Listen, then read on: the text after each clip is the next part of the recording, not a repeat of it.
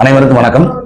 இன்று நிறைந்த சித்ரா பௌர்ணமி நாளன்று புரட்சி தமிழர் அண்ணன் எடப்பாடியார் அவர்களது 71வது பிறந்தநாள் விழாவை முன்னிட்டு எடப்பாடியாரின் கரங்களை வலுப்படுத்தும் வகையில் நாம் ஏற்கனவே அறிவித்ததை போல 7+1 8 ஏழை குடும்பங்களுக்கு விலையில்லா வீட்டுமனை வழங்கும் விழாவிற்கான நிகழ்வானது இன்று அதிகாலையில் நடைபெற்று முடிந்த யாக வேள்வி பூஜையை தொடர்ந்து குலுக்கல் முறையில் பயனாளிகளை தேர்ந்தெடுத்தோம்.